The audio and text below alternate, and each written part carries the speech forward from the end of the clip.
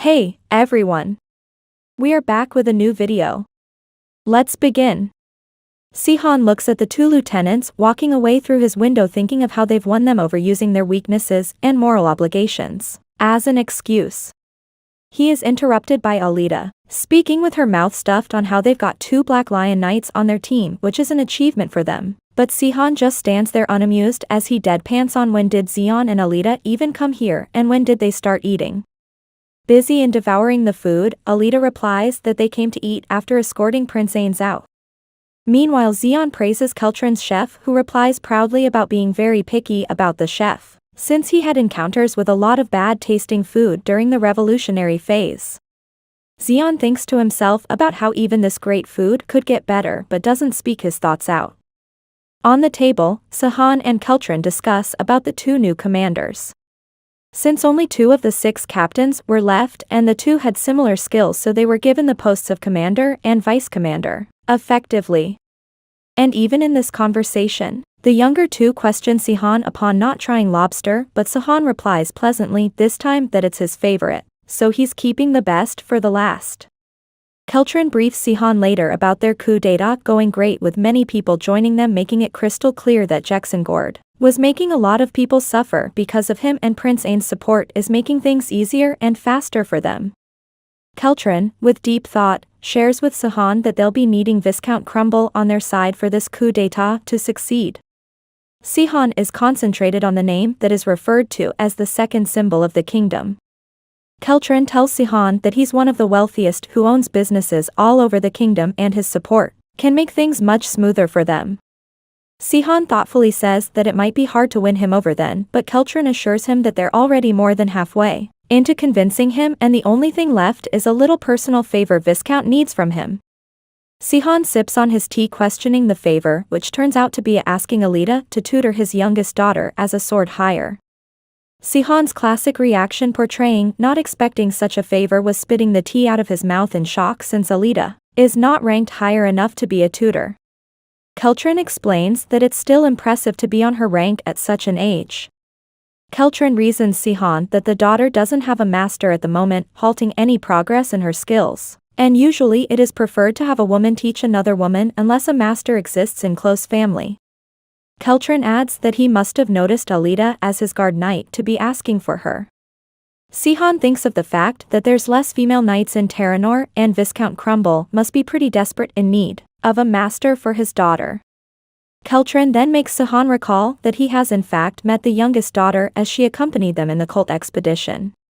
Seo suddenly recalls and exclaims that it was Dina, the one who hit Keltrin in the head to get rid of his whining.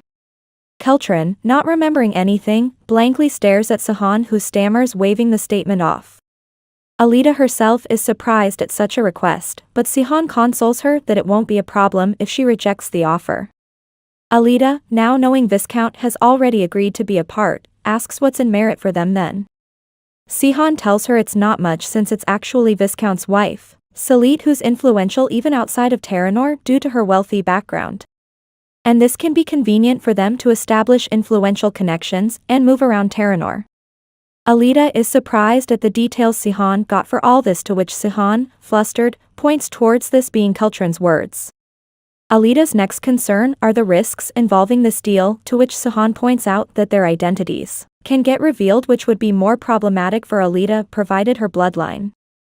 Alita thinks over it for a moment and then confidently agrees to the situation. Alita then shares the deep insight her dad Karen shared with her about doubt, and not trusting someone being 2 different things, as doubts makes you want to understand and learn about the other person, while rash trust towards someone is an equivalent to not trusting them. So one should keep trying to learn about the next person. This makes Seo go back to all his memories of blindly trusting his friend's words, making him stumble on the realization of failing to notice the reality of the situation with them. He also feels disappointed in himself, thinking maybe it was something stupid by him that led to them being against him. Seo is brought out of his gloomy bubble by Alita, so he shifts his mood and tell her to go meet Dina then and see if they can trust her. Dina enthusiastically meets Alita, determined to be a good student to her, while Alita stands there nervous and flustered at the situation. Sehon and Zeon, in the background, discuss how Dina seems way too high on energy for someone whose last option was Alita. While Dina follows Alita with a shady smile, knowing it was all her scheme behind getting Alita to teach her because for some reason, she's been obsessed with Alita. She practically begged her father to get Alita to teach her. Hence, Dina Crumble becomes a disciple to Alita. If you are new to the channel, I got you covered with all good content like this, so feel free to hit that subscribe button and join us on the road to greatness. And if you enjoy the video or if you found it interesting, let me know by dropping a like and comment on it as well, which would be seriously appreciated. Let's continue. Alita practices in front of Dina, who literally looks at Alita with hard eyes, obsessing over how cool she finds her while Alita just seems uncomfortable with all that obsession. Everyone's thought process can be seen in a loop to be exactly similar. Dina fantasies about Alita's fighter rank and how she aspires to be of that rank where she can level out of metal armors. Meanwhile, Alita looks at Zeon practicing and fantasizes being able to be of the knight rank where she can power her metal weapons. And then we have Zeon's thinking process while observing Sehon that a master rank can strengthen any material and not just metal, and how he wishes to reach that. The three sigh in sync, each on their own wishes, while Sehon just looks at the three extremely baffled at what just happened. Alita questions Sehon about whether it's better for a transcendent and higher rank to wear a metal armor or not out of curiosity. Sehon, not understanding her random questions, nevertheless tells her that the ranks use energies in different ways. A knight rank can enhance the strength of the metal armor, and a master rank can create the same amount of strength in normal clothes too, but for transcendent rank they can use the material's energy, along with fighting energy to enhance it even more. But there's a drawback to this, that the weight of the material matters when using it in transcendent rank, so every such ranked higher uses the material according to their strategy of fighting. Metal armored is preferred when one is focused on strength when fighting, and light armor is used when one uses speed as their fighting strategy. Alita, lost in thoughts, mentions that she'll be using light armor then, which makes Sehon laugh at her, telling her to first reach the rank, and then think of such stuff embarrassing the poor enthusiastic girl. Sehon then recalls his armor called a magic armor Louvresque he used to wear and wonders what must have happened to it. Alita recognizes it alongside his hitherto famous magic sword disaster and cape of the red dragon, and jokes about it also belonging to some obsessed fan of his, referring to a certain memory involving his underwear. But Sehon is more focused on thinking that surely his former friends must have taken that stuff, making him feel annoyed at them once again. He thinks of asking Keltron to look into it later. He then announces the end of training and walks off while Alita calls him Ayat, asking about his energy returning. He tells her that indeed it is coming back to its normal strength confidently, but thinks to himself that only his fighting energy is recovering back at a normal pace. The speed of recovery of his magical energy is getting slower, making him worry about it. While Sehon and his team trained harder, Keltron also worked harder and harder. His job being sucking up to Jexengord more and more during the day and then dealing with people for their coup d'état during the night. He would call for nobles and past revolutionists and try and convince them to join their coup d'état. Many joined while many tried to back out and watch the show from afar, but you don't get to have a way when you've got someone as persuasive as Keltron. Holding everyone's records and his position in Jexengord's sight against everyone, he almost forced many people to join their cause and work for them. In Sehon's words, it's because evil understands evil. Keltron happily tells Sehon that he was able to convince many people to fight for justice and risk their lives, but Sehon puts his exaggerations to an end, telling him to not use the term justice around the people they just persuaded. Keltron darkly shares with Sehon how bribes seem delicious when having them, but they end up ruining one's organs, so all those people are serving due to their greed for bribes. This just makes Sehon notice the irony of such words coming from a person like Keltron. But Keltron waves it off, confident of having everything planned in case someone comes against him. Sehon, before leaving, once again warns Keltron of not trying anything funny after Ains becomes the king, since Sehon has an explosive aura placed in his chest, so betrayal to Sehon won't serve him well. But Keltron shows zero hesitation in telling Sehon that he has no plans of disobeying Sehon and actually wants to live a clean, better life now that would also serve well for the people of the kingdom. He tells Sihon that he's dreaming bigger now working for Sihon while before he worked how it was best to work for Jacksongord. Sihon smiles at Keltrin telling him he should have been like that from the start but of course that would have never helped him in front of Jacksongord. A flashback of the 6 leaders planning on betraying Sihon shows them discussing how Sihon would just be a dangerous subject for them once they succeed in defeating the Tyrant King, so they should fight and finish him after they're free from this. Everyone agrees to this while Jacksongord talks about liking Sihon as a friend. Others agree to him but also call Sihon dangerous and Jacksongord, being the thoughtless person, simply agrees to his friends not bothering about it and trusting their judgment since to him democracy is best when one's uncertain. The 6 of them are sure that no matter how much power Sihon has, he can't defeat if all 6 of them face him together. Karen agrees to this, adding that at least half of them can survive. After defeating them, making them rest actually get a bit nervous about their deed. Jacksongord wakes up wondering why he's been having such dreams about the past lately and blames it on the fact that he found Tyrant King Art's traces where Berkeley and lieutenants died.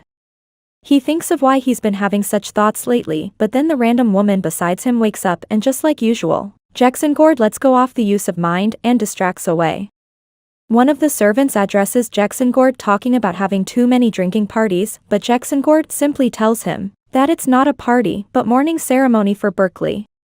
The servant subtly mocks him about the memorial going on since a month, but another suck-up to Jacksongord, Commander Keller, raises another toast agreeing to Jacksongord about this must be making Berkeley's soul happy. Jacksongord is happy at the hire agreeing to him. Keltrin enters the king's palace and a bit too humbly greets Jacksongord, almost as if begging him for something, and tells Jacksongord that they found the rebel group who killed the knights and the person goes by the name, the Black Giant, and is one of the descendants of King Barak. Jacksongord is furious at this while Keltrin just butters him up about his insight being so good about thinking of the person relating to King Barak. Keltrin briefs Jacksongord about getting to know that about 800 rebels are confiding in the old castle in the Grand Region.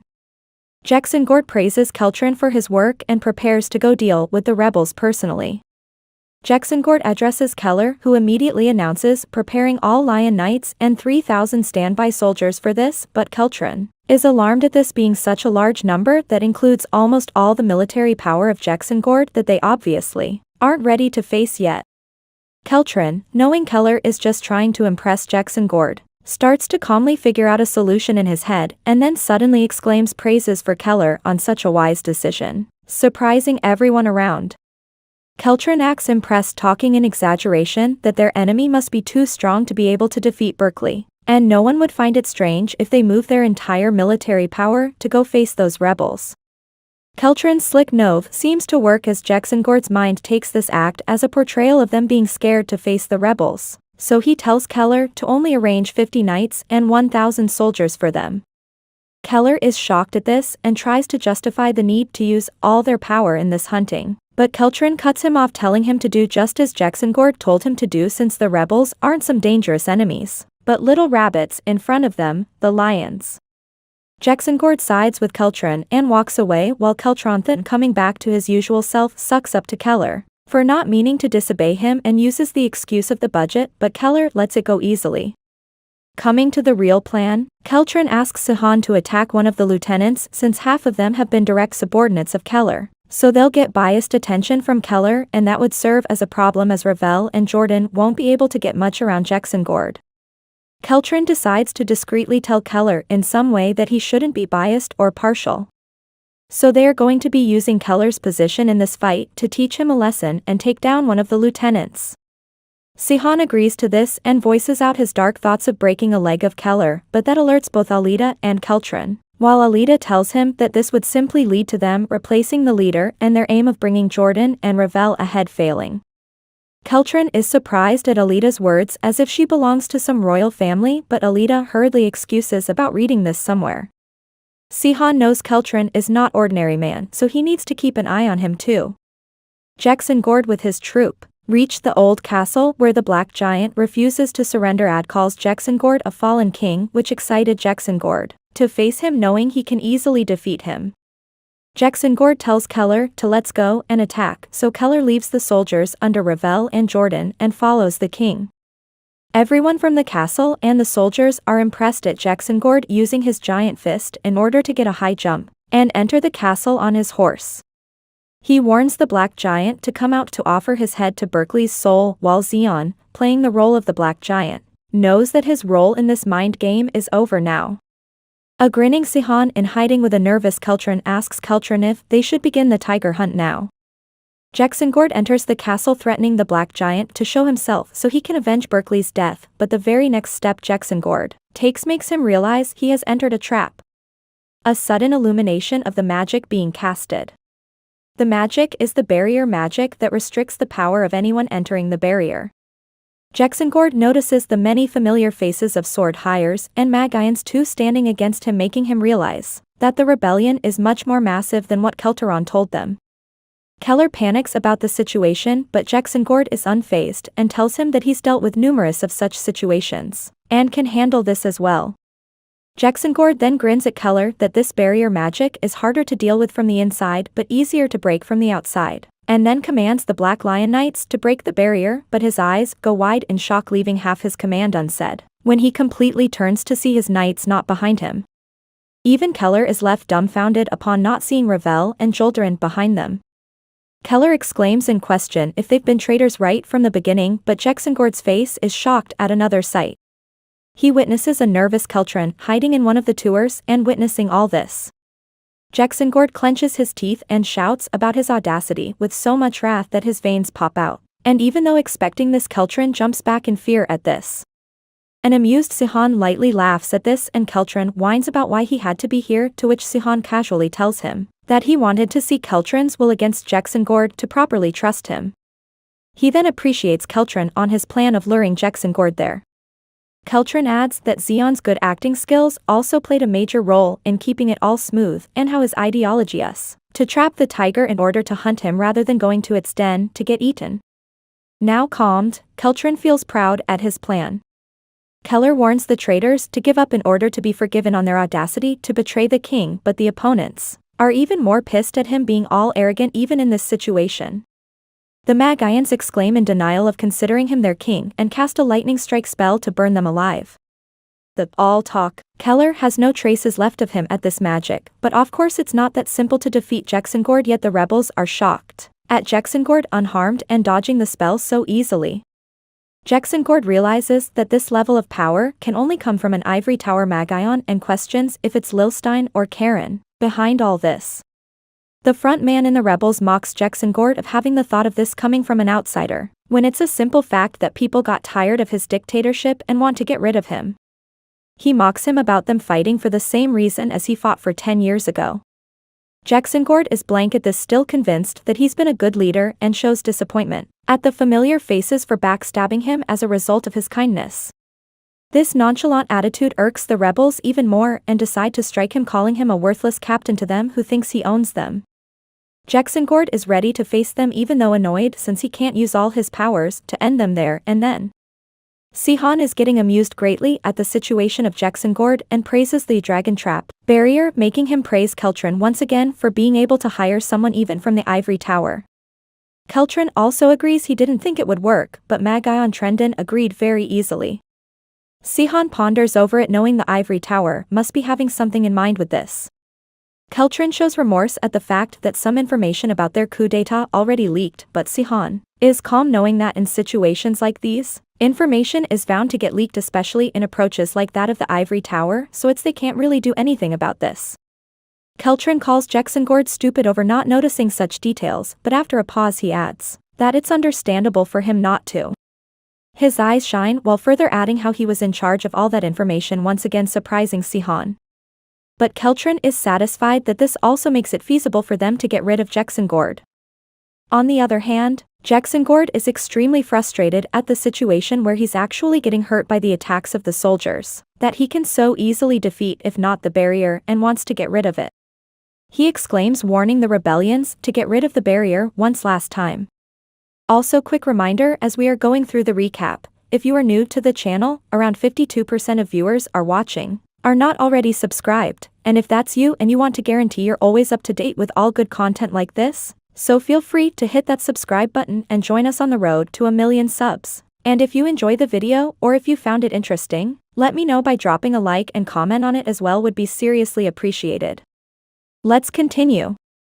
Jacksongord's father-in-law, Duke Chromaton, screams at the knights on creating havoc and threatens them with his status of being the king's relative, and how everyone should kneel and beg for his forgiveness, but this proves to be the wrong statement for him as the knights pull their swords out against him for the sake of the future of their nation, ready to get rid of a now scared Chromaton. Some of the Black Lion Knights march against Ains, but he stops them, telling them he's not betraying his father, but trying to get rid of the people who are tempting his father to the wrong side, so there's no point in fighting. The knights agree to wait for the king to get back, to which Ains smiles at them on avoiding unnecessary bloodshed. Ains thinks to himself of succeeding in maintaining peace in the palace, but there's still some part left to this battle. He puts his hopes on Keltrin's plan for the rest of the win, hoping for things to go as planned. Jacksongord feels tired for not being able to use his complete strength. He swears at his opponents for trying to be against his own owner. They fight back with words too, telling him he is undeserving of the title of the king, revealing they are working under the command of Prince Ains now. Jacksongord receives another shock of the day, realizing his own blood betrayed him, but of course it's not just his own son, but his most trusted person, Keltrin, and all the people who sworn loyalty to him. He's been betrayed FRPM all places at once, and this manages to anger him enough to decide to kill every single one of the traitors ready to break free from this spell. Sihon is once again amused at the anger as he's seeing a traitor getting mad at being betrayed. Even though knowing it's petty to feel good about the situation, Sihon still feels satisfied at what's unfolding. He wishes for Jacksongord to try harder to break free, since he doesn't want his revenge through persona people but himself. The soldiers are still convinced they can defeat Jacksongord with the barrier spell, serving as the last straw to Jacksongord's anger, who manages to create his hand of a giant, breaking out of the spell and trapping the enemy soldiers. But Zeon timely remembers Sihon's words of guidance when dealing with a hand of a giant. He knows that the weakness of the giant hand lies at the wrist, which is connected to the earth, so he breaks that pulse before Jacksongord can close his fist and kill all those trapped in it. Jacksongord, with the darkest expressions and eyes shining in anger, praises the black giant, Zeon, of pulling this impressive move, mocking him of considering him just a bait in all this plan.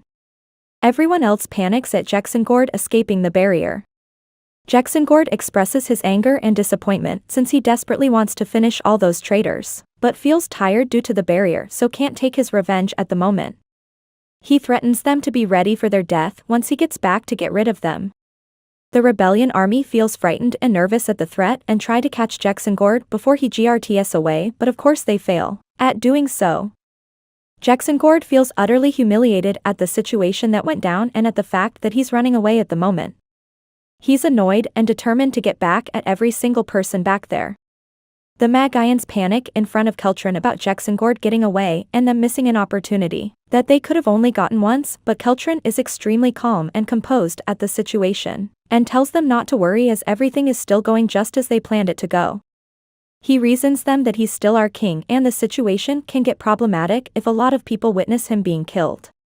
He consoles them that Sean Stein, the disciple, has already went after him and Jacksongord would simply disappear in the middle of nowhere with not even a single trace left of even his body. This way, Terranor will only remember him with his evil and failed rule and won't again be labeled as a hero. The True are flabbergasted at the confident words of Keltrin, not being able to comprehend how his confidence makes them completely trust his words. They all decide to go back to Prince Ains for further discussion about the matter at hand. A flashback shows a young Jacksongord with a few people behind him staring at young Lilstein and Sihon questioning them who they are. Sihon asks if he's the leader here, while a quiet Lilstein stand behind looking nervous. Even though Jacksongord stands in front of them with a big axe, Sihon stands confident against him while Lilstein panics about only them two being against those bulky looking guys, to which Sihon huffs at him, mocking him for being a 6th floor Magion and being scared in front of a few bandits. Lilstein counters it as being nervousness. Sihon mocks him for acting like a kid when he's not, while Lilstein asks about the exact opposite, about Sihon being a kid yet so fearless. Jacksongord stands there bemused at the two just bantering on their own in his place, but he realizes what's more concerning is his fellows calling them bandits and ending up bringing people back at their base. Those guys, scared of Jacksongord, try to explain that they tried their best, but the opponent was a sword higher. Sihon, witnessing all this, casually asks Jacksongord that his subordinates took a good amount of their stuff, which he wants to know if they'll be returning it anytime soon. Jacksongord smiles at this, stating the obvious fact of not stealing the stuff in the first place, if they had any plan of returning it back. He challenges Sihon to try and take it by force if he wants, showing off his fighting energy, while Sihon, already expecting this, shows his plans of doing exactly that by fighting it back right away. Jacksongord is surprised at the energy he faces from Sihon, sure that he is almost a master rank sword higher. On the other hand, Sihon is also impressed by the strength coming from Jacksongord. They both have a pretty strong face-off, ending up being highly impressed by each other. They both exchange names, and Sihon tells him he's wasting his strengths on thievery, and how he wasn't expecting to meet someone with this much ability in a place like these. Jacksongord listens to him with focus, while Sihon happily offers if he wants to accomplish greater things in life. A tired Jacksongord wakes up from this dream, seeing the sun has settled and it's night already.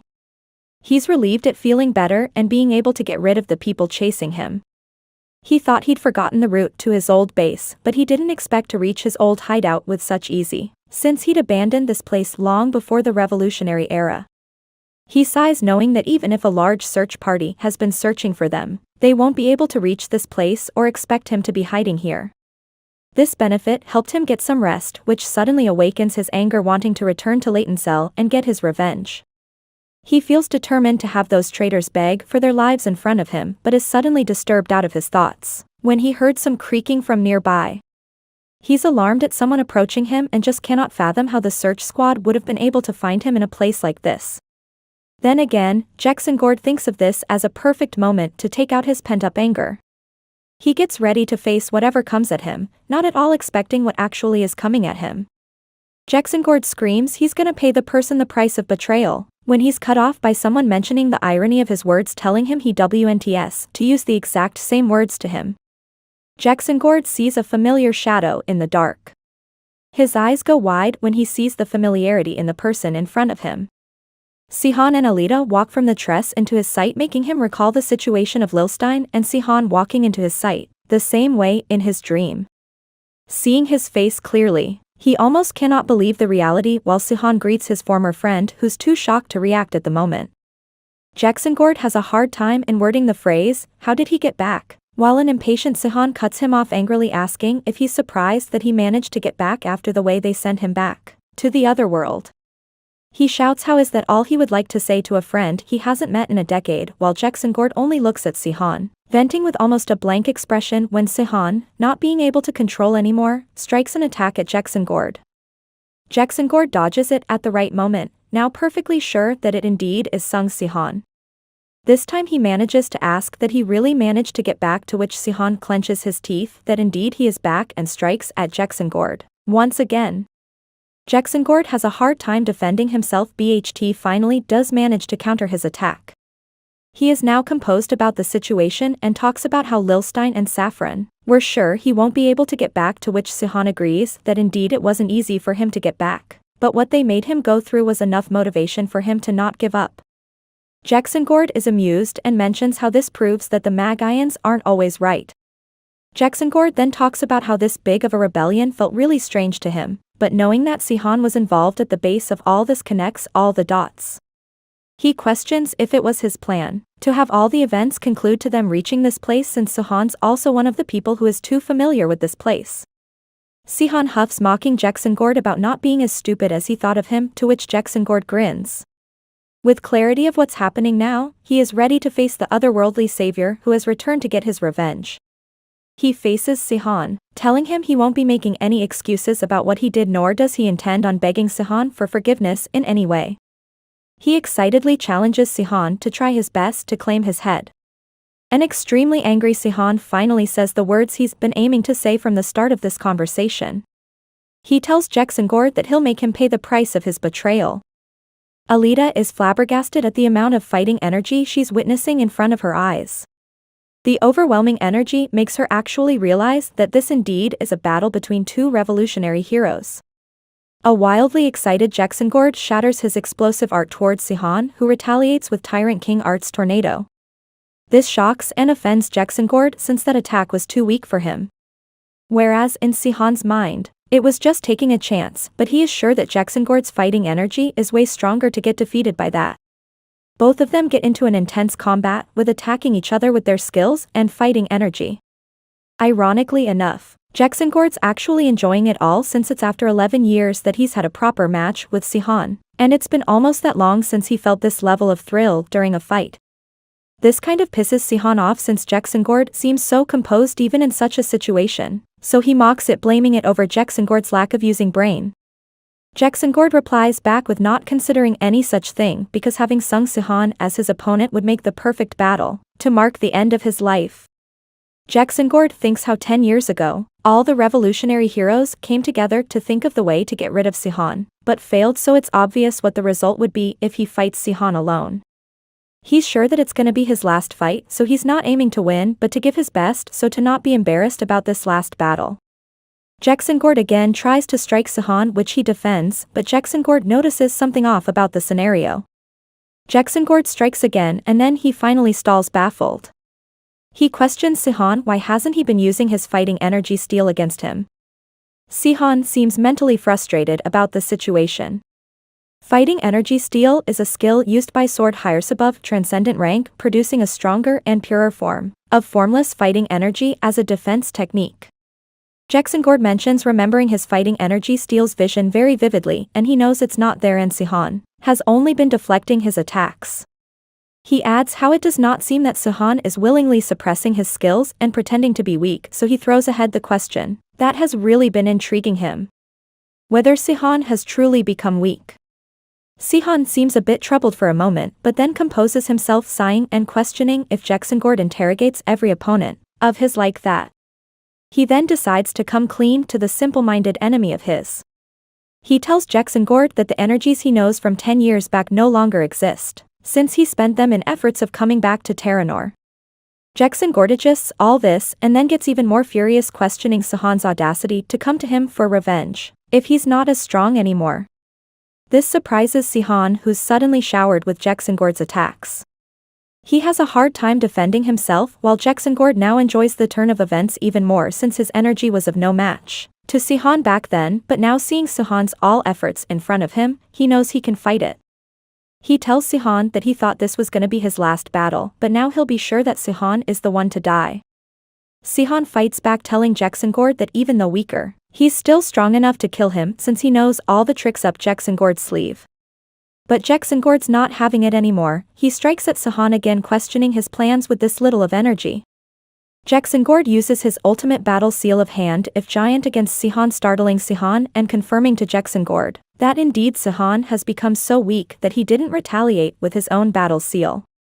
A baffled Seo is unable to dodge the seal once again and ends up getting into the fist of the giant hand. Jacksongord looks down on Seo with pity, since nobody ever would have expected Seo to be in such a situation. Seo mocks Jacksongord of not having any doubts about killing him, surprising him. He finally voices out his curiosity about the events of 10 years ago with all his pent-up anger.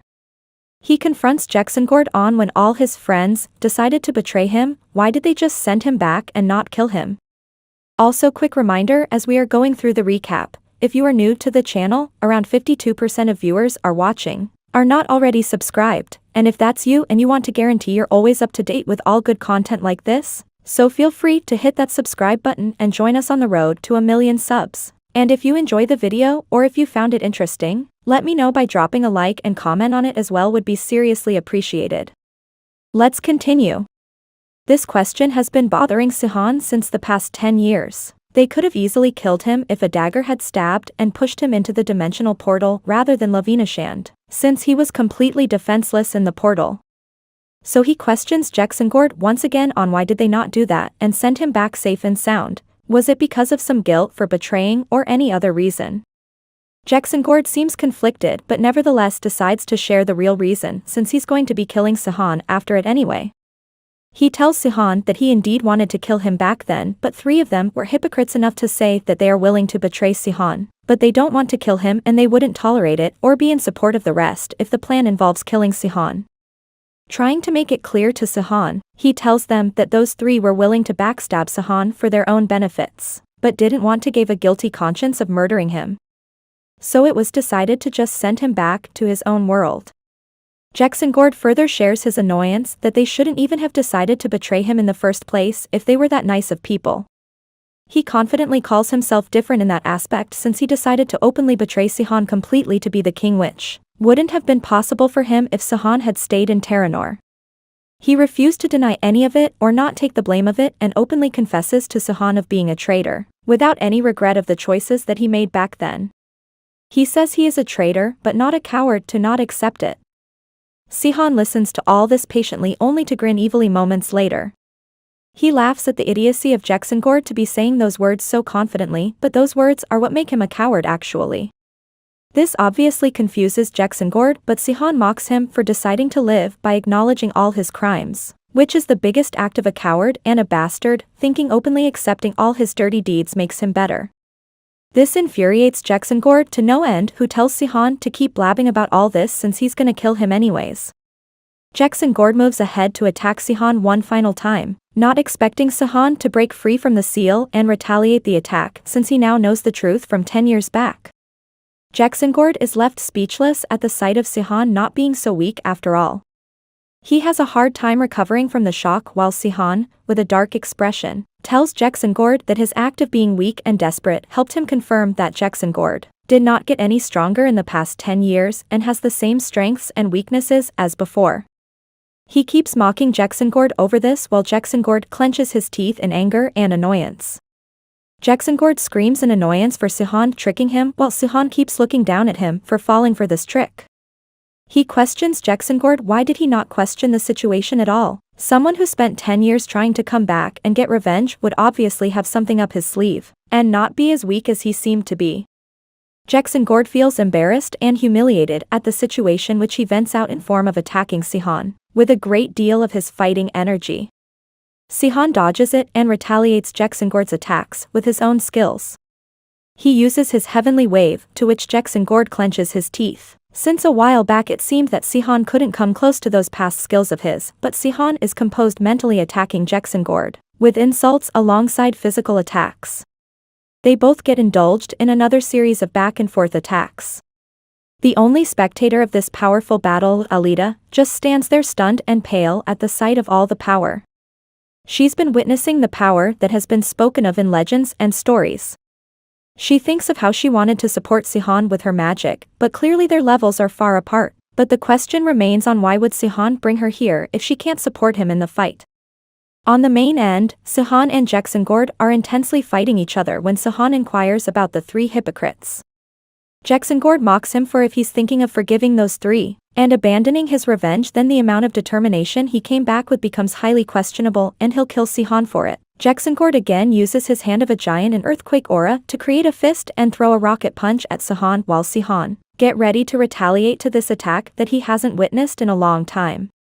He uses his own earthquake aura of extreme light to break through the giant fist, shocking and infuriating Jacksongord. He knows none of his attacks are working anymore, but he just wasn't giving up. He knew when he met Sihon that this was going to be his end and he was ready to accept it, but with Sihon's act of being weak, there came a confident hope in Jacksongord of being able to defeat Sihon and save himself, so instead of fighting for his honor anymore, he started fighting to survive. However, the change in reality made it impossible for him to stay calm, and Sihon finally feels the satisfaction of seeing the real expressions of Jacksongord. This angers Jacksongord even more, who exclaims it was better to kill him back then, but Sihon is done with it. He's gotten his answers and he's gotten the satisfaction, so he finally strikes Jacksongord with his heavenly waves meteor shower, aiming right at his chest. Jacksongord gets a pretty terrible blow with Sihon's attack and wonders if it's the end for him, but realizes it wasn't strong enough to kill him. Even in a pathetic state, Jacksongord mocks Sihon for getting weaker and not being able to kill him with that sky-breaking art, but Sihon is unbothered. He has his own question for Jacksongord. He rhetorically questions Jacksongord that he's not going to tell him the name of the three hypocrites even if asked, right? Jacksongord replies in the obvious answer, which Sihon expected, knowing the kind of person Jacksongord is. But his main question that he asks next is about why did he decide to betray Sihon, since he wasn't the kind of person to have interest in luxury or politics, so why did he have to become a king at the expense of this betrayal? Jacksongord lightly laughs at this questions, sitting up with a lot of pain, mocking Seo for not understanding the situation at all. He tells him there was no way that he was going to be Seo's subordinate and obey every direction and command of his like a dog just because he was stronger than him and his friend. Seo, unbothered, tells Jacksongord he knows that these phrases are not originally his, but of course his thoughts must be similar to have decided to agree to whoever told him all this. Seo closes his eyes for a moment, and then opens them to reveal the fire of revenge in this, ready to collect his debt of the friendship and trust he gave to Jacksongord. This freaks Jacksongord for an instant, but then he smiles, telling Seo to go ahead and kill him. Seo feigns confusion at this statement and lightly laughs, questioning why would he kill Jacksongord when he never tried that on him, and only sent him back to his homeland. Seo says that with such victorious expressions, while Jacksongord sits there bewildered at what Seo's talking about doing. Seo calls Alita ahead while Jacksongord starts to get impatient on Seo dragging the situation and tells him to just kill him and get this over with, but Seo still remains calm and repeats that he is not going to kill Jacksongord, since even though they wanted to kill him back then, they eventually didn't and only kicked him out of Terranor. Jacksongord clenches his teeth at the build-up while Seo takes his time in dragging the situation, telling him he's going to go for the perfect revenge, as the saying goes on Earth, an eye for an eye. This is when Jacksongord finally starts to comprehend what Seo has been implying.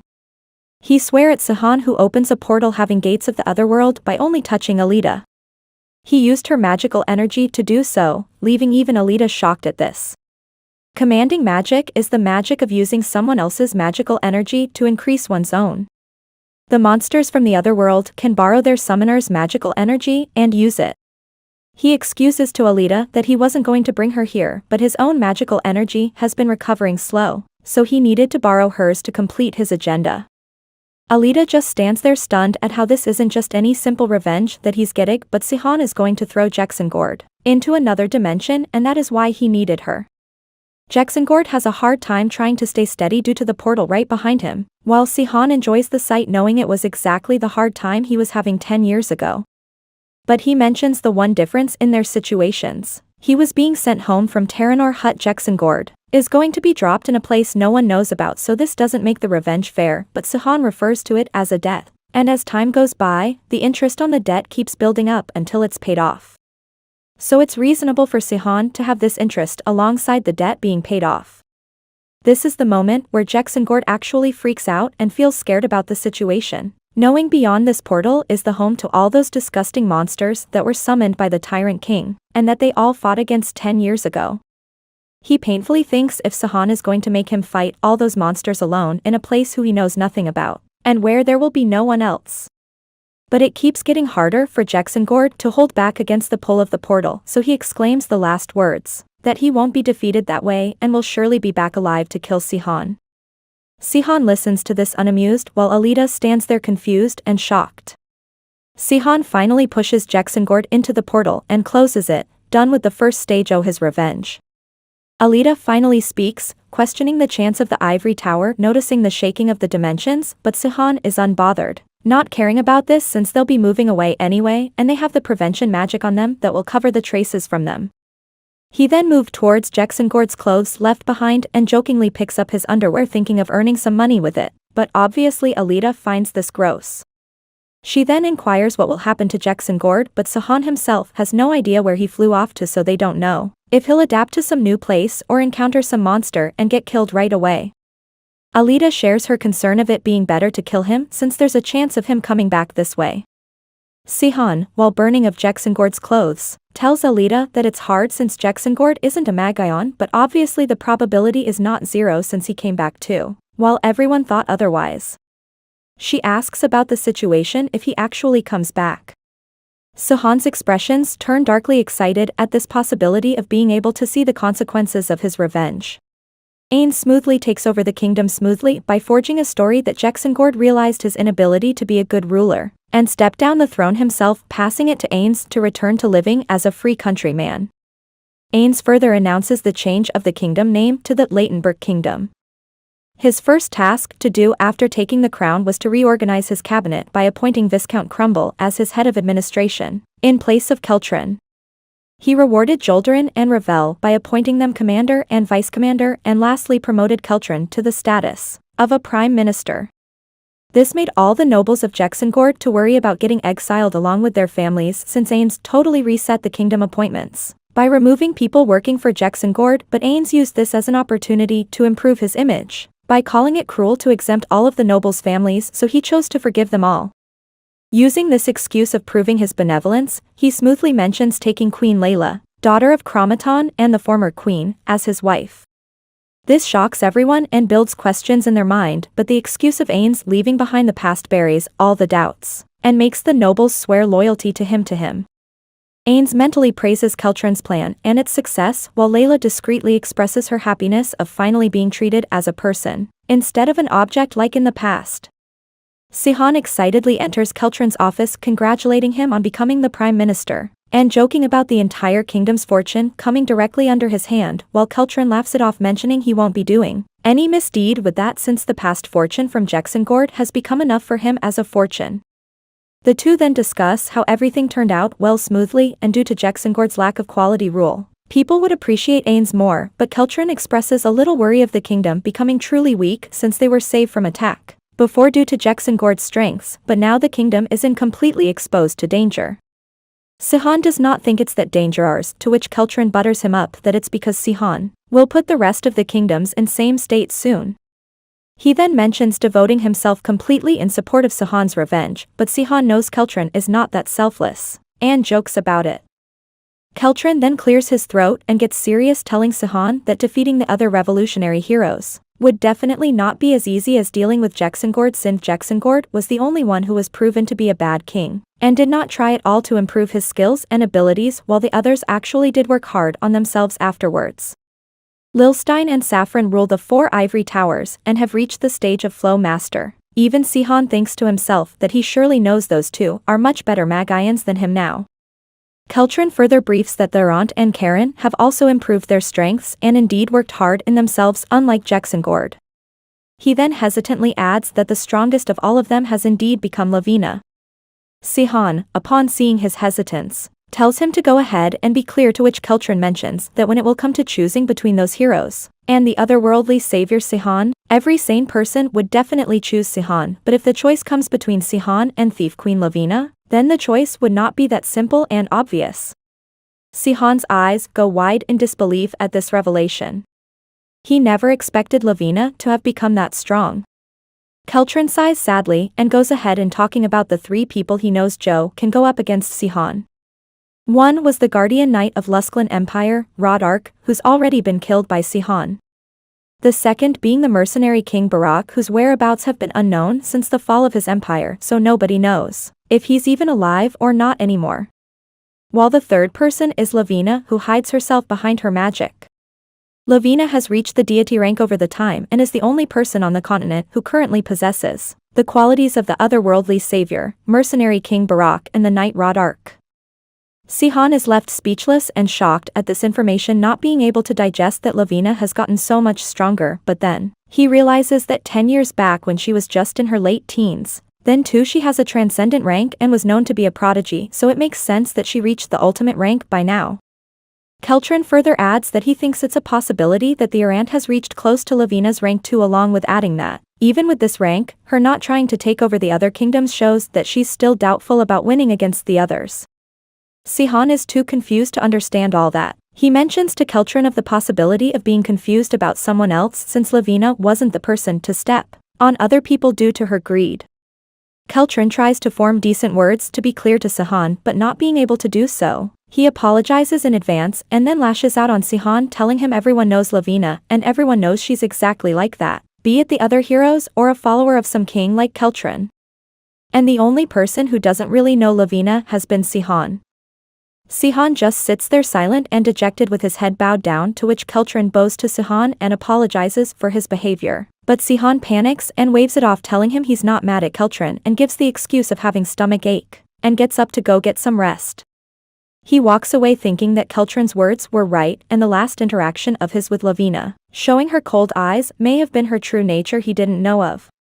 Also, quick reminder as we are going through the recap, if you are new to the channel, around 52% of viewers are not already subscribed, and if that's you and you want to guarantee you're always up to date with all good content like this, So feel free to hit that subscribe button and join us on the road to 1,000,000 subs. And if you enjoy the video or if you found it interesting, let me know by dropping a like and comment on it as well, would be seriously appreciated.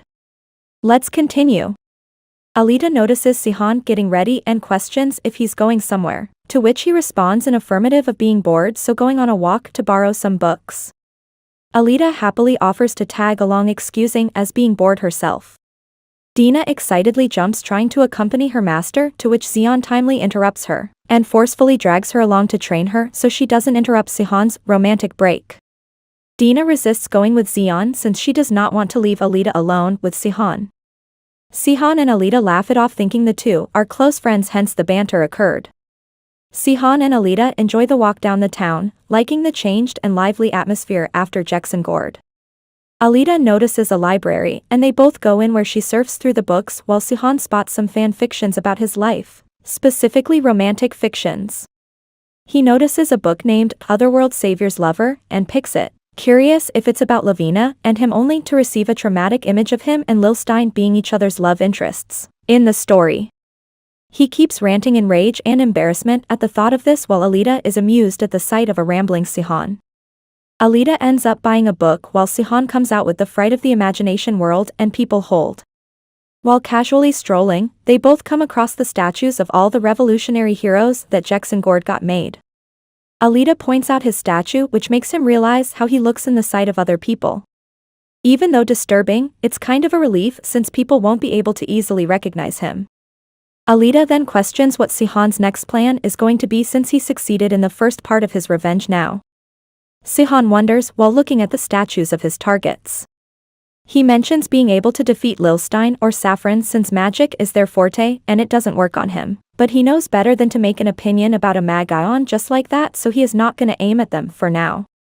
He mentions thinking of going after their aunt since he can have a one-on-one fight with him, but Keltron's words of him almost being reached the deity rank halted Sihon, since he has not yet recovered all his powers, and still lies on the transcendent rank, which could have him lose against their aunt. So Alita questions if they should keep training till then, but he taps his foot, bored since he already waited for all this since 10 years and he just doesn't want to do that anymore, so he has his next target in sight.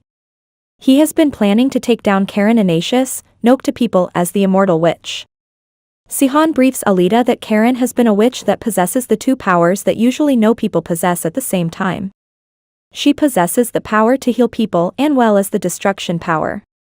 She can heal people from diseases and destroy people by inflicting diseases on them, so this is a very dangerous power, but not something to help use as a combat skill.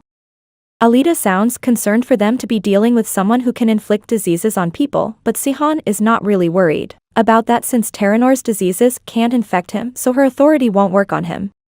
Alita is surprised as to how no disease of theirs could affect him, which counts as a relief to Sihon since he'd already been dead elsewise. He mentions that even Earth's diseases won't affect anyone here, since out of curiosity he brought with him all kinds of diseases with him, and it's a mystery how the portals don't allow it, since those bacteria are indeed living organisms. Alita also wonders what the standard of living being is for these portals, to which Sihon smiles, recalling this exact thought being Lil Stein's research 10 years back. He recalls the memory where Lil Stein kept bugging Sihon about the history of what the criteria of living being is for crossing dimensions, to which Sihon replies maybe it's related to something having a soul, so Lil Stein keeps getting darker in ideas over his curiosity about possibilities of people dying within the portal and moving across as ghouls, or a pregnant mother with a living baby inside dying within the portal. These scare Sihon, so he tries to stop Lil Stein, who shyly smiles, considering this the concept of researches on magic. Lil Stein then approaches Sihon with a rather gross example than dark by asking if a person is sucked in the dimensional portal while pooping, what will happen to the shit? This earns Lil Stein a smack on the head on being so gross before their lunchtime, but the smack wasn't by Sihon but by none other than Karen. Karen serves everyone with food while they all look at it with a concerned look. She dejectedly tells that the ingredients are hard to get lately, but they all wave it off, saying it's good. Lil Stein and Sihon ask if she's eaten, but she makes an excuse of not being hungry. The two kids look at each other and enthusiastically wave their spoons in front of her mouth, asking her to eat. She smiles and denies, but their insistence makes her take it from them. The two happily turn towards their aunt, wanting him to have it too, to which the guy with the pride denies of never in life accepting to eat like that. He then walks off being done with eating while the three look at him leave. Seo and Lilstein talk bad about him from the back, to which he shouts at them from outside while Karen observes all this with a polite smile, resting on her face. She then stops leaving Seo and wraps his scarf around him, telling him she fixed it for him since it's getting cold outside. Seo recalls her affection and thinks of how her care for all of them was like a mother or a sister, even though some of them were older than her. He mentions thinking if the woman in her family would have been like that if he had one, since she has been a very kind, calm, and warm-hearted person. Karen was a person who he remembers as one who never lost her smile no matter how hard the situation was. Darkly enough, she even used to have a smile on face while slaying the enemies in fights. Seo laughs a bit, telling they all seem to be close enough and comfortable enough like a family back then, and he truly learned a lesson from them. Alita seems a bit concerned for Seo at this mention, but he smiles at her, suggesting they should head back. At the Ignatius Kingdom, Karen discusses with her workers about the dethroning of Keltron, to which they tell her that his eldest son Ains is the new ruler, and all this was plotted by Count Keltron. Karen is surprised at this since the person so well known as a coward cannot make this big of an accomplishment just like that. Feeling something odd, she tells them to investigate further about what exactly went down there. She calls in for the next person when an old man enters, and discusses the issue about the displaced people who fled from Jexengord's kingdom and came here. He informs that some of them broke into the temple and stole the stuff that was sacrificed for the goddess. She questions why would they do that since it was ordered to supply them with ample food and necessities. The old man hesitantly mentions that the person in charge of the distribution turned out to be a fraud, and didn't quite provide those people with the supplies. He further mentions that stealing the sacrifices for the goddess is considered as a heavy sin, and then takes a moment to mention how the punishment is the problem. Those people were only trying to feed their starving families, hence they were stealing that stuff, so giving them a harsh punishment would be quite unfair to them. Karen interrupts the man with a blank expression, telling him they should stick to the goddess commandments, and even though their situation was tough, it's not an excuse for their sins, so she blankly announces the punishment, to hang all those people as well as the person who committed the embezzlement. The old man stands there with a little pained expression at this command, but Karen coldly adds that the laws made by humans are emotionally biased, hence are unfair, and they should only follow the laws and saying by their goddess because only those are the right ways of life. The old man is excused to leave while he looks at the queen, thinking of how emotionless her eyes are, even though the judgment she made was not at all fair, but of course they have to do as the commandments say. On the other hand, Keltron excitedly comes to Seo, informing him of having taken care of all his requirements, by adding the name of the three to the envoy heading towards the Ignatius Kingdom. A casually lying Seo is surprised at the pace of Keltron since he just asked him to want a way to approach Karen, naturally just a day ago, and he came up with the problem being solved. He thought Keltron will come up with an idea to this issue, but he came with all preparations made.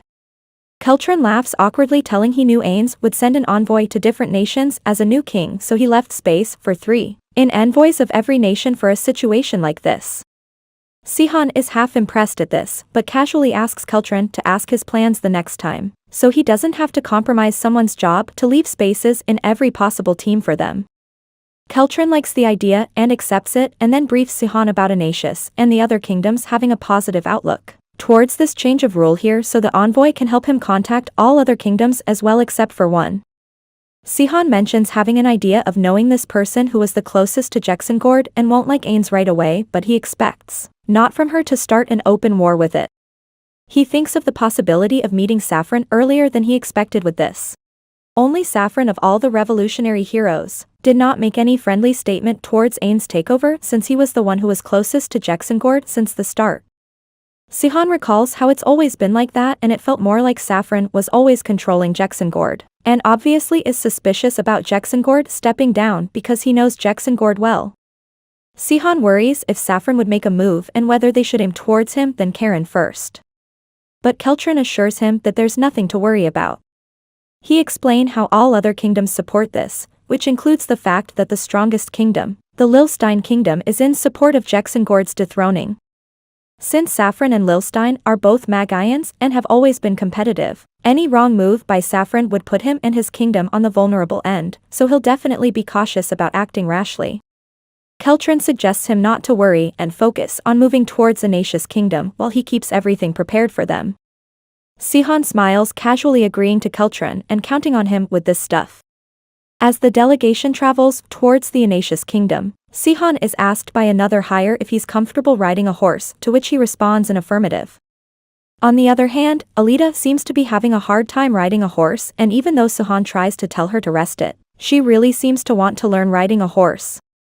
Sihon mentions how Dina is from a noble family and Zeon is a knight, so they know how to ride a horse, and even though Alita is from a noble family, hers has fallen.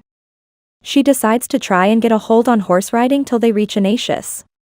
At the camping site for the night, Sihon feels good on how they have a little authority this time and all of their tasks are being done for them by other people.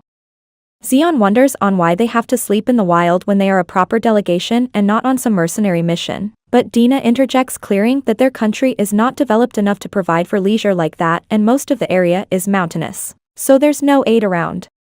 She mentions how there used to be a government around, but during the revolutionary era, the bridge at the gorge was destroyed and never repaired, so the only route left is the longer route. She wonders dejectedly on how good their trade would have been with Enacious if the bridge hadn't fallen, reminding everyone how she's a trade merchant's daughter. Alita wonders how a bridge connecting mountains must be built very strong, so how could it be broken, only to notice Sihon's nervous look. She exclaims if he did it, to which the savior puts half the blame on Jexengord, mentioning how this wasn't much of a thought during the fights back then. He now realizes that people suffer from such actions, so he needs to be careful about not harming ordinary people in any way. Sihon exclaims on what they should do since they are free and the soldiers are working, so Zeon announces that he'll go and help the soldiers, while Alita decides to go train at her horse riding, requesting Sihon to take care of Dina. An overexcited Dina takes out her sword with a smile and charges at Sihon, as if wanting to do that since long, only for Sihon to defend himself via a small wooden branch in his hand with a bored expression. He keeps dodging, telling her that her spirit is appreciable, but over-enthusiasm is not a good option when fighting. She sees an opening and tries to attack, only to get defeated by Sihon. She praises him in little pain while he tells her that being overexcited or angry and letting the rage take control of body is never better for one's vision and mind and leads to bad decisions in battle. He further adds on how she should not be swinging her sword mindlessly even when distracted, making her question if that means she shouldn't take shortcuts, so he tells her to not use her skills recklessly in trying to improve, making her question so she should take shortcuts. Not understanding Dina, he tries to assume that she is understanding him and feels like moving on with the situation. She expresses gratitude on his words and casually asks JN, her overexcited stay, whether he also built his foundation the same way before he became the sword hire for Mercenary King. These words take Sihon to a rather traumatic flashback. A young tortured Sihon is seen to be trying to fight a big bulky man who is hitting him brutally and bullying him, asking him to learn to use sword correctly. He looks down on Sihon, telling him he's only there cause they needed his friend, Lil Stein, so he should also prove to be of some use rather than being so useless. Lil Stein appears from behind, questioning the situation, but the guy is unbothered and considers this the right way to teach swordsmanship, or the person simply dies while getting beaten up when not learning. He threatens Sihon the same way and walks off. Lil Stein inquires if Sihon's okay, to which a crying Sihon starts ranting to his friend on how he was forcefully thrown into that world 3 months back, and it's really unfair what's happening to him. Lil Stein tries to encourage him that misfortune happens to anyone, but he should live on through this irrationality of life and go back home alive rather than dying in a place he's foreign to. He encourages Sihon that they will indeed survive. Sihon is brought back to reality by Dina, who practiced all he told her to, so he dismisses her off. He recalls how the first person to treat him swordsmanship was a thug, but more than teaching him that, he taught him violence and how easy it is to kill people. He in fact killed that thug, but he also got the determination needed to survive in the hellhole called Terranor. Also, quick reminder as we are going through the recap, if you are new to the channel, around 52% of viewers are not already subscribed, and if that's you and you want to guarantee you're always up to date with all good content like this, so feel free to hit that subscribe button and join us on the road to 1 million subs. And if you enjoy the video or if you found it interesting, let me know by dropping a like and comment on it as well, would be seriously appreciated. Let's continue. The camps are set neatly, which pleases Zeon, while Alita and Sihon joke about the weather getting bad and monsters appearing like their last expedition. The three share a laugh at this while Dona praises the company and the beef stew. The latter praise halts the three, leaving Dina all confused. Seo exclaims about the stew not being good while Alita calls Dina pure, someone who hasn't tried Xeon's cooking yet. They both rant about the food being too bland as compared to Xeon's food and their taste expectations getting higher due to being accustomed to his food. They both sigh and call Xeon bad for spoiling them while Xeon tries to have his stew. Poor Dona still sits there baffled. During the nighttime, the three of them sneak out to a stranded place where no one would find them to train. Seo suggests the two to learn new techniques. He tells Alita to learn Lavina's stealth technique, while Xeon should learn Jacksongord's mountain-breaking art and explosive art. Alita shares her concern on how this will be okay, since Seo is bad at explaining due to being from Earth. Seo replies of having it all planned. His plan being showing them the techniques every time they do it wrong to help them learn. Alita is not very impressed with this idea, but Xeon is enthusiastic about learning from Seo. Alita then mentions another concern that these techniques are unique to the revolutionary heroes, so won't it be suspicious if anybody sees them using these techniques. Seo seems to have this sorted in his head and tells them confidently to just say they learn it from some random elder. Once again, Alita is not impressed by Seon's idea, but Seo explains that it was common back then for masters turning their backs against empires to teach special skills to random youngsters in hopes of saving the future, and this is how Jacksongord learned his techniques.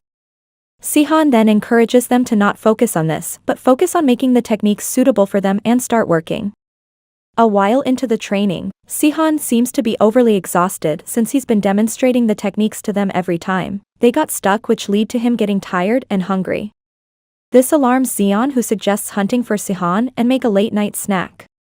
Seo tries to make sense to Xeon that they should focus on training and that he's not going to find meat this easily around, but before he could finish, Xeon is back with 2 rabbits in his hand. The two stare at Xeon with their mouths hung open, questioning how he got them so fast. Xeon happily shares that he's lucky at hunting and it's like universe itself sends him prey to hunt whenever he's hungry. Seo is trying to make sense of this luck of Xeon when something clicks in his head and he asks Xeon to try and hunt right in this place. An unaware Xeon happily agrees and looks around. That's when Seo notices his aura as if there's a combative threat around him and a squirrel suddenly appears in Xeon's vicinity. Seo stands there shocked, trying to understand the situation. He's never seen sword hires with such a technique, so he asked Xeon where he learned it from, only for Xeon to be confused. It clicks to Seo that Xeon has not been able to awaken his true abilities, and it wasn't pure talent and luck that got him to the level of a knight, but his abilities that he is unaware of. He analyzes Xeon's accuracy and sensual presence, while Xeon is more focused on tearing down the rabbit to get Seo find. That's when Seo exclaims that he was wrong to teach him the explosive or mountain-breaking art. In reality, he should be learning the Tyrant King art. Xeon panics at this since it's one of Seon's 4 exclusive techniques, but Seo reminds him bored that it was also actually from an old man. Xeon reluctantly agrees, questioning if he'll be able to learn that. Seo thinks of that technique actually being complex and intricate, but Xeon's talent is worth having him go against one of those revolutionary heroes. He finally understands that Xeon is not the power type of person, but the technical type. He only ever used it in household chores like cleaning and cooking. The next day, the 3 of them are heavily dozed off in the carriage while the old leader, who only offered Seo in courtesy the day before, rides a horse sadly. Dina is confused on what made the 3 so tired from last night, but her focus is diverted when she witnessed the capital of Anatius, Lysaterium. The delegation enters the palace to greet the queen. They are all welcomed gracefully while Seo observed the surrounding to see a few familiar faces from 10 years back. The queen gracefully enters the place, leaving everyone all stunned at her beauty. Even Alita and Xeon can't fathom that this person is one of the 7 revolutionary heroes. Alita jokes to Xeon of hearing she's older than 30 but looking younger than him, who's in his 20s. Mid-banter, they both notice Seo. He stands there with grim expressions, not being able to recognize the woman in front of her. Later in their restrooms, Alita and Xeon inquire of what he meant about his statement. They ask if it wasn't Karen. Confused himself, he repeats of that person not being Karen. Alita questions if she looked different, but that's not what has been troubling Seo. It's the fact that she looks exactly the same, but it feels different, like she is not the same person from the inside. Seo feels even more troubled in trying to explain what he means, but he just cannot logically explain it to the two. Alita reasons that she might have changed over the span of 10 years, and Seo suggests him to observe closely again the next day, since there's a party being hosted for the delegation. As if right on time, Dina enthusiastically barges through the door holding dresses for all of them. Traditional dresses for the Gallon race were made for the whole delegation from Leightonburg, so she pushes everyone to try them all in case they need to be altered. Alita dresses up, leaving Dina all hard eyes for her, while Seo mentions never seeing traditional dresses before. Seo tells him that other cultures used to be ignored during the Berserk Empire's time, but after that some of the cultures were revived during the peaceful times. Seo notices Alita, who gets nervous thinking she looks weird, but he tells her it looks fine. This pisses Dina off since he did not praise Alita well, but Seo remains unbothered. He wishes to take the dress off, feeling uncomfortable due to the multiple layers of the clothing, but Dina suggests he should keep wearing it to get comfortable since the party includes a ball and he'll need the comfort to dance in these clothes. The mention of a ball stills Seo, while Alita, Dina, and Seo talk casually about how it's been a while since they attended one, which makes him even more anxious. He exclaims towards Seo on knowing how to dance, but all knights do know how to dance. Dina takes a pause with bored expressions, questioning if Seo doesn't know how to dance, leaving the latter extremely embarrassed and flustered while the three observe him amused. To cover for his embarrassment, Seo comes up with an even more embarrassing statement of calling facing the enemy with sword as sword dancing. But the very next moment, Seo gets into extreme panic mode since he didn't consider the possibility of there being a ball, and he definitely needs to dance in order to approach Karen during the party. Alita smiles at Seo and lightly laughs on finally having something that Seo can't do. To relieve him, she suggests teaching him how to dance. She slowly guides him into steps towards dancing, but the cute moment is broken when during twirling her, Seo moves on to twist her wrist behind her to overpower her, leaving everyone shocked. Dina shouts at Seo for doing so, while Seo is himself surprised at what he did. It turns out an instinctive act due to his habit of being in battles and fights. This makes him worry about the party the next day. A lavish party is hosted for the delegation. Seo noticed unique kinds of foods that he hasn't seen before and wonders what that is when the person in front of him tells him that it's their traditional food, goris. Seo tastes it, reminding him of the taste of japchae, the Korean food. Seo fondly offers trying to recreate the food if Seo likes it. Seo wonders when Karen would come to the party. Dina and Alita stand in the crowd with total opposite expressions. While Dina is happy and excited, Alita stands cautious and nervous. Dina tries to calm her, but Alita has a habit of being cautious around her surroundings, so is not able to help it. They are suddenly interrupted by a noble who turns out to be Dina's cousin, Bright, from the Ameth family. They both greet each other when a knight appears behind Bright. Bright introduces him as Duran, their guard knight. Seo and Seo approach Dina and Alita upon seeing them talking to people they don't recognize. Dina introduces them to her cousin Bright. Alita also introduces herself, leaving Bright awestruck at Alita's beauty. Her praises her and requests to have a dance with her, to which she awkwardly agrees. Dina is annoyed how he openly flirted with her master, and Seo points out the same thought as her, that he used his cousin to approach Alita. Dina stands there in anger when Duran expresses to have a dancer with her. Happy as someone asked, she agrees. Seo and Seo stand there amused at the turn of events for Dina. Everyone's attention is diverted to the stairs from where the Queen Karen Ignatius descends gracefully. People are left stunned at her beauty and raise her, while wondering whoever could have the guts to ask such a beautiful emperor and a revolutionary hero to dance with them, but their thoughts are cut short when Seo respectfully approaches her, introduces himself and requests a dance with her. He feels a bit cautious and nervous due to the attention his approach drew, but Karen, after a pause, accepts his offer politely. They both get into a dance while people still obsess over Karen. Seo remembers how Alita guided him to consider dancing as a part of a combat where you slowly lure the enemy into your trap, because that will help Seo, whose body is only used to combat and fights. Seo increases the intensity of the dance by doing exactly what she told and dances with Karen so beautifully and intensely that people call it an amazing dance, while Dina feels goosebumps and Seo feels bloodlust coming from a dancing Seo. Even Karen noticed something different in his dance and mentions it, but Sihon casually steps away from the point by praising her and calling her a princess of the moon. He adds that even the rabbits on the moon would be blinded by her beauty. This changes Karen's expressions to a bit shock and bewilderment as she hears rabbits on the moon. A flashback where Sihon and Karen talk about there being a moon on the earth too. That's when he told her that stories on earth say they're live rabbits on the moon too due to the shadow sun, the moon mimicking a rabbit figure. She laughs at this, calling those people interesting. They both casually laugh at this story while sitting under the moonlight. In the present, Karen chuckles lightly, calling the rabbits on moon an interesting theory, and asks where did her hear it from. After a pause, they both end their dance and he expresses his gratitude towards Her Holiness to have spent time with her. She walks away while Sihon stands there certain that the lady is not Karen. In the Black Ivory Tower, a Magaon, Haland, approaches an older woman and reveals to her that they found the bloodline of Lusklin. She thinks it took longer to find that while the maiden shares that the person has been working as an escort and a sword hirer for a noble family. It took them longer to find because they expected a descendant to the powerful emperor to be a Magaon and not a sword hire.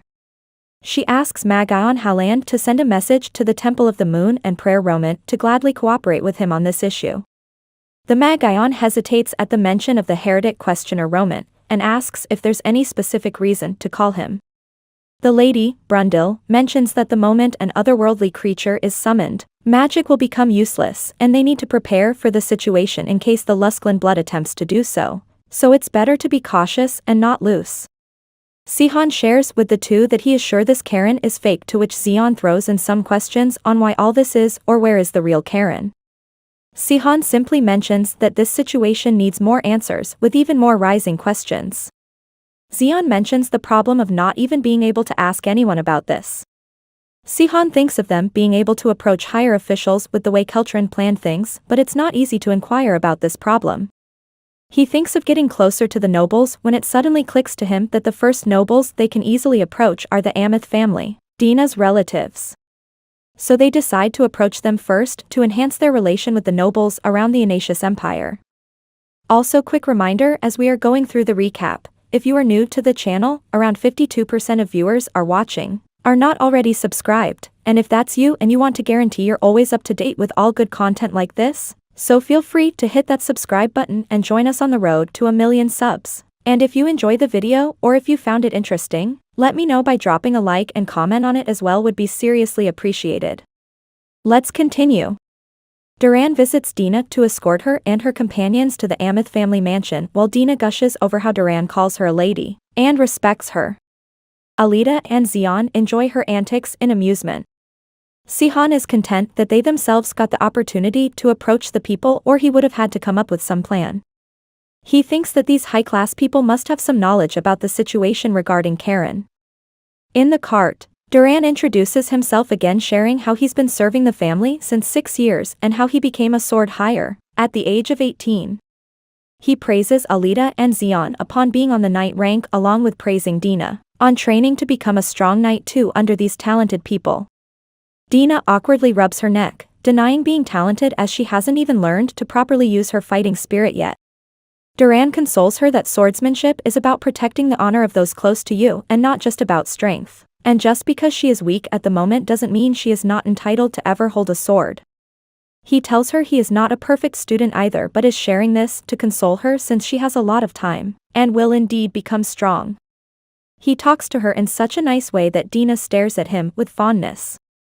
Sihon is sitting in the corner, cringing over it, talking about Duran being absolutely right, but this situation disgusts him while an emotional Zeon calls him a true knight over all this. Bright welcomes the three with the most enthusiasm and pleasantness.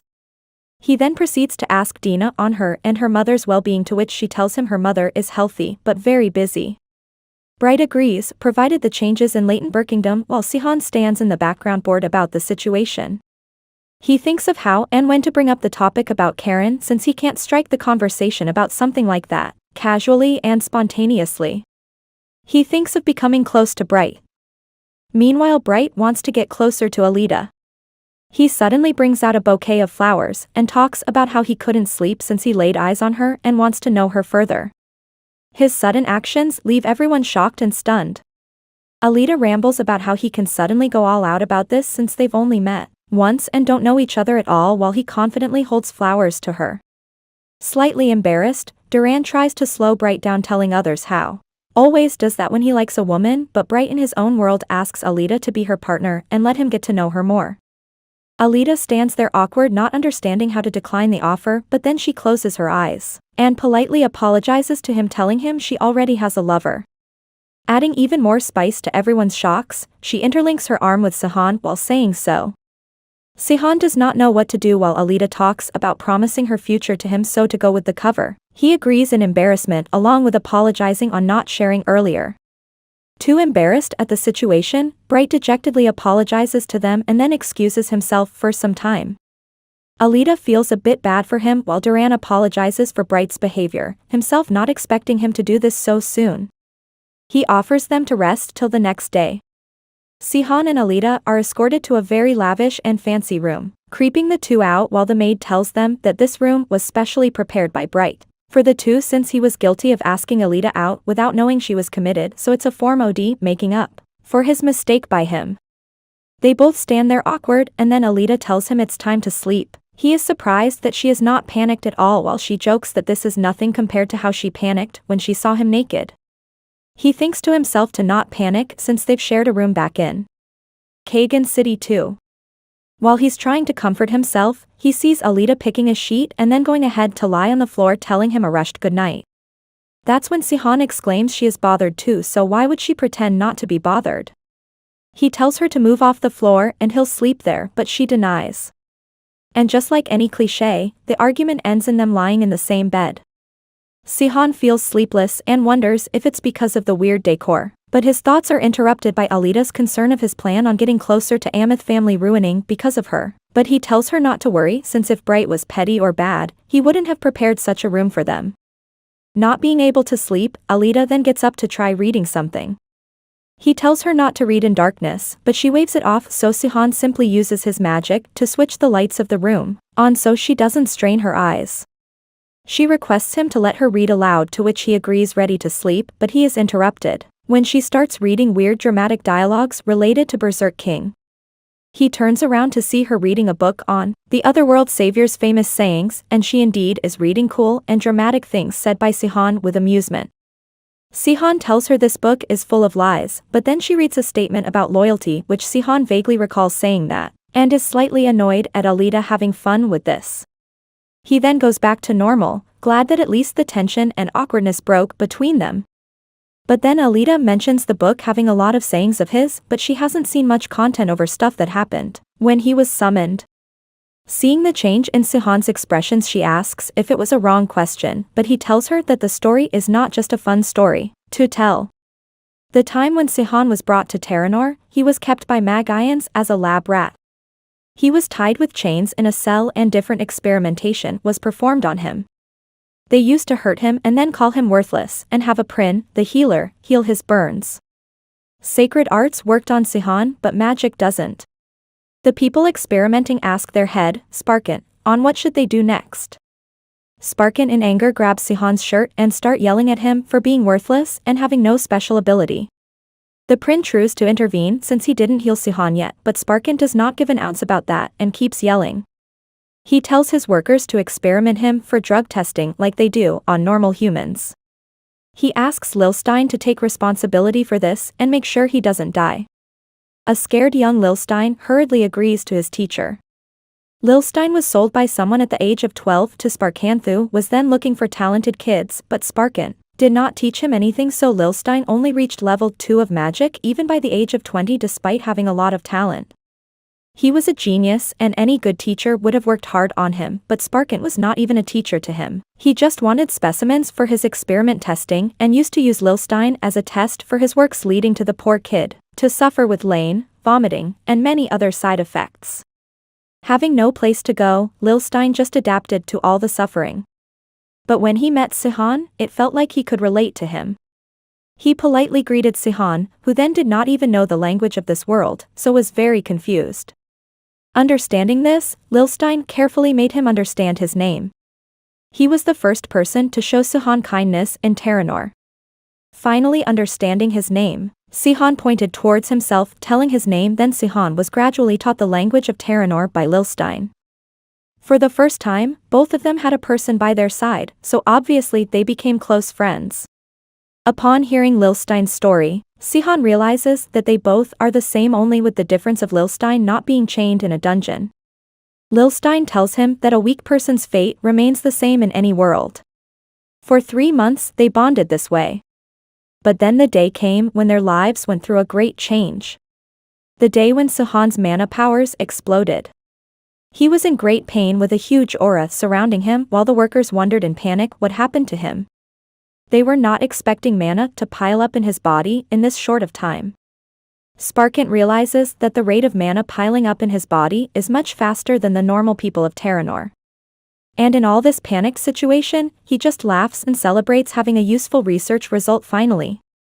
The workers worry if Sihon's life being in danger if this is not controlled properly, but Sparkant then stops them, telling them he has a plan and he won't let Sihon die since he now found a use for him. A panicked Lilstein runs towards Sparkant with the long sword he asked for, asking in worry if he'll be able to save Sihon with that. But Sparkant's ultimate plan to control this turns out to be asking Lilstein to cut off Sihon's limbs.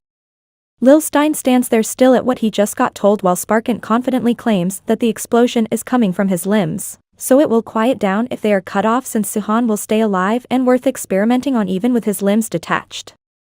Lilstein stands there unable to react, since he can neither disobey his teacher nor can he attack his only friend, so Sparkant starts insulting Lilstein for being weak-willed and calling Sihon just a test subject. This helps Lilstein in making his decision, since his next move turns out to be stabbing Sparkant with that sword. Successfully getting rid of the menace called Sparkant, he turns towards his tortured friend and tells him to not try to hold it and shoot it all out, successfully saving his friend.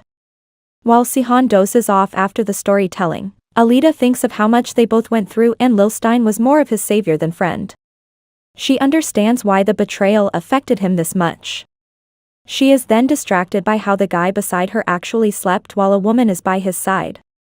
But then she realizes the absurdity of her thoughts and thinks it's better he doesn't care about this stuff and proceeds to sleep. Suddenly, Sihon wakes up with a jerk scaring her by telling her this isn't the time to sleep. He sensed a prayer, 2 sword hires and 4 Magians in his vicinity. The mansion is being surrounded. Alita and Sihon look at the window and wonder why those people, who look like they're just about to break in, are here. Alita says they should prepare for any battle then, and catching Sihon off guard, she hurriedly undresses herself. He exclaims at her in question, to which she justifies she can't fight in pajamas, so she is changing, and so should he. Sihon stands there confused about the woman who was extremely awkward just a while ago at only the thought of being in the same room as him. The Ivory Tower Magion Halland asks Prayer Roman if it was necessary to call all those soldiers, since Lusklin blood has gotten thin and weaker, and there have been no traces found of any otherworldly summoning, but Roman is still cautious that they might have to deal with a beast from the otherworld, so it's better to be prepared. Roman is confident that nothing can defeat them from there, while Halland clenches his teeth thinking on how the tower is paying for all the expense of this. Bright comes to the gates questioning the audacity of those people to charge at the family of a peaceful noble, and the people who worship the moon at this late an hour. Roman mocks Bright for talking about being noble and mentioning their temple when he's been hiding a Lusklin blood at his residence. Everyone's shocked at Roman's statement, but more than that, Alita is scared that she's been found out and all this chaos is being caused because of her. Roman keeps throwing insults at the blood and warns it, pointing with his sword, that there's no more running away, so he should surrender. But his sword isn't pointing at Alita, it's pointing at Duran. Everyone is stunned at the revelation of Duran being a Lusklin blood. Duran, trying to hide his nervousness, mentions being of the same Brian clan as the Berserk Emperor but not being the descendant of Lusklin. Bright has a hard time digesting all this and exclaims of it being a misunderstanding, and just because someone has blonde hair does not make them a Lusklin blood, because that way even Alita would be the same. Alita gets nervous at the unintended and unrevealed truth coming out of Bright's mouth, but Roman is not having it with all the denial and arguments. Halland asks Duran to surrender if he wants to prove his innocence. Everyone watches this quietly while Dina feels sad of the guys she was impressed with belonging to the cursed bloodline. Not having any other option in sight, Duran takes out his sword and aims it at Bright, warning everyone to stay back if they'll see the successor of Ameth family beheaded. He has no plans of wanting to get caught while Roman laughs at Duran for finally showing his true colors. He isn't fazed by a hostage situation, but Halan knows not to mess with the Ameth family. Meanwhile, Duran apologizes to Bright and tells him that this way nobody would doubt and question him and his family. He then pushes Bright to ground and runs away, jumping across the wall. The soldiers charge at him and begin chasing him. Alita, not being able to hold back, hurriedly follows them, leaving everyone confused. Sihon follows Alita, telling Zeon to keep an eye on Dina. Zeon, misunderstanding the statement, simply holds the young girl to keep her with him and chases the two, leaving a distraught Bright on ground. Duran defends himself from the attacks of the soldiers and tries to reason that he hasn't done anything wrong, but Roman attacks him and corners him, telling him he'll have a fair trial and their goddess will decide his fate, but Duran knows nothing of that sort would actually ever happen. He tells them if there's no other way, then he can't help but do something he really didn't want to. Roman is confused at what Duran is saying and down, but the next move produces a big flash of light. Sihon catches up to Alita, asking why she just took off, to which she responds of not thinking much, but feeling some familiarity with the real name of Duran. They both halt speechless at the sight in front of them. Also, quick reminder as we are going through the recap, if you are new to the channel, around 52% of viewers are not already subscribed, and if that's you and you want to guarantee you're always up to date with all good content like this, so feel free to hit that subscribe button and join us on the road to 1 million subs. And if you enjoy the video or if you found it interesting, let me know by dropping a like and comment on it as well, would be seriously appreciated. Let's continue. In trying to save himself, the only solution Duran could come up with was summoning an otherworldly monster. Even though he did it because of not being able to think of any other option, it serves as an even more negative point in sight of the people against him. He stands on top of the monster's brain and controls it to move, throwing the soldiers away from him. They all panic while Roman tries to reason them that they are their goddess's blade and are in her protection, so they shouldn't fear. The soldiers agree and get ready to fight, since for their country and for their families, thinking this could become a situation similar to the era of Berserk Emperor. The knights attack the monster in different ways, trying to defeat it, but it's not very helpful. Halan clenches his teeth in regret and annoyance of thinking this situation could never occur and not bringing enough help, but his companion tells him to focus on the way they can help even if their magic does not work on otherworldly monsters. They block the escape route of Duran and the monster while the knights and Prayer Roman attack it. Alita is witnessing such a sight for the first time in her life. The most powerful knights, Prayer and Magians, are fighting their best, and it's only working enough to stop the movements of the monster and not defeat it. She questions if all the monsters by the Emperor used to be that strong, to which Sihon replies with an of course not. Alita thinks of it obvious that such strong monsters are hard to defeat, but Sihon cuts her off, telling her that this weak of a monster could easily be taken care of by only Jexengord. And if all the monsters summoned by the Berserk Emperor were this weak, they wouldn't have needed to fight this hard. Alita just looks at him dumbfounded, since the sight in front of her seems hard to defeat when Sihon faced much worse than that and won. Zeon catches up to them with a confused Dina weirdly hanging in his arms. Sihon is confused at both of them being there, so he questions Zeon, who actually took Sihon's statement to watch Dina quite literally, so he brought her there. Duran warns the soldiers to stop the attacks since he does not have intentions of harming anyone and just wants to get away safe, but his control over the monster is losing with time. Zeon is surprised at no one being harmed yet, while Sihon tells him that Duran is probably controlling the monster and has no intention of harming anyone. Alita is frustrated at this and loses her cool on why is everyone fighting if the soldiers or Duran both don't have any bad intentions. She is annoyed at how being the descendant of the Berserk Emperor is considered such a huge sin. Duran, on the other hand, keeps panicking since the monster's movements are out of his control now and it has started to harm the soldiers and kill them. A knight, Laofin, mocks him for finally showing his true ill intentions by summoning a monster and having it kill the soldiers. He's brutally killed by the monster the next moment. His companion tries to cut off the tentacles of the monster, but the blood of the monster falling on his skin acts like poison and burns him. Roman realizes that the monster has suddenly gotten stronger and realizes that it has been holding its true strength. He's unaware that it was actually Duran who was holding the strength of the monster by controlling it. Roman is frustrated for underestimating the situation and not calling for enough help while Duran tries to stop him, since the monster isn't in his control, but it's too late and the monster traps Roman and is about to attack it with its other tentacle. But just on time that tentacle is slashed by the sword of none other than Seo. Everyone is shocked by this. Seo offers to help but asks Roman to evacuate the place first. Seo had told Seo that he will go and drop Dina off to a safer location. Seo agrees and tells him to hurry since he has to intervene in the chaos in front of him and would need Zeon's help for it. Seo is about to rush ahead but is stopped midway by a tense Alita who wants a way that can save the situation and let Duran escape, as well. Seo is understanding of her situation but tries to tell her that if they do anything to save a Lusklin blood at the moment, the amount of eyes witnessing it would make them look suspicious, ending up in danger for Alita herself. Alita asks then they only need the situation that no one can watch and she can help make it possible to block everyone's vision, for a bit. Roman sits on ground amazed by the amount of fighting energy he just witnessed.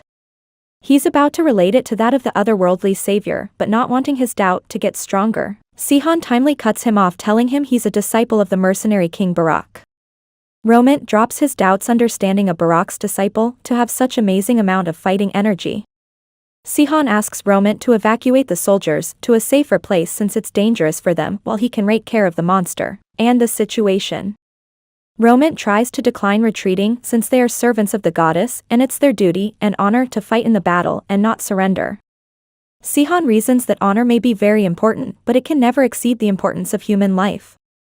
Roman thinks for a moment and Seon's words settle sense in him and he agrees that it will be dishonorable to the lives of those soldiers to keep on fighting like that. He requests Seo to stall for some time while he evacuates the place. Seo smirks after the soldiers are gone and looks towards the monster. He feels a rush of adrenaline as he's facing a Lusklin's monster after 10 years. Duran is scared for Seo getting hurt and tries to warn him to back off since the monster wants to attack him. Duran worries since the monster is out of his control and he has no idea about who actually Seo is. Meanwhile Seo stands there confident and easily dodges the attacks of the monster. He then uses Tyrant King art to cut off tentacles of the monsters while a huge amount of fighting energy is exhibiting from him. Duran is shocked by the amount of strength Seo holds since he knows that he is a sword higher of a knight rank and this skill is too fine for someone of that rank. Seo notices how the tentacles keep regenerating every time he cuts them off and knows that Tyrant King art is not suitable for this monster and sky-breaking art or dragon sword energy would be more convenient to successfully attack this monster. Only, he can't use those if he doesn't want his identity to be questioned. He wonders what to do when Zeon brings him out of his thoughts informing him he's reached to help. Seo smiles at Zeon, casually joking that he's late. He tells Zeon that he needs his help in taking care of the tentacles of the monster. Zeon gets super motivated to finally use his Tyrant King art in a real battle. He starts attacking the monster's tentacles and enjoys using his skills while getting used to it, but Seo just stands there looking at him with a blank face not being able to comprehend the situation in front of him. He questions the skill Zeon is using since it's neither Tyrant King art nor mountain breaking art and Zeon seems to be charging like a boar and then stinging like a bee in his attacks. He finds Zeon's swordsmanship weird with this fighting technique. Seo deduces that Tyrant King art is not a technique that complements Zeon's personality, which is why he's created his own version of the technique and thinks it's not a problem since Zeon seems to be fighting well with whatever that is. Seo then mentally calculates the situation around him. The bystanders are gone, Duran seems to be fine, and the monster's tentacles are tied and its mind is focused on dealing with Zeon. So all his checkmarks have been achieved to finally attack the monster. He moved behind the monster finding the perfect blind spot of it. He uses his dragon sword energy to freeze the monster's flesh and movements. Successful in his plan, he calls out to Alita to make use of her part now while Duran just stands on top flabbergasted at the situation in front of him. Alita then uses magic on ground, shocking Duran even more. The monster's taken down by her magic while the dust caused by the magic hinders the sight of the soldiers for enough time for her to sneak Duran out of sight. Seo is satisfied at them beating the otherworldly monster and mentally wishes Duran luck in running away from the situation. Duran and Alita are running away, but Alita seems to be losing her stamina since she used her energy on the magic she casted before. Duran is very confused about the whole scenario and just questions her on why they are helping him and saving him when he has Lusklin blood. He tries to warn her of all this being dangerous to her, but Alita sits with support of a while, short of breath, telling Duran to run away before anyone catches him. Seeing a huffed Alita sitting on the ground rings a bell in Duran's mind, and a memory of tiny Alita sitting on ground similarly flashes in front of his eyes.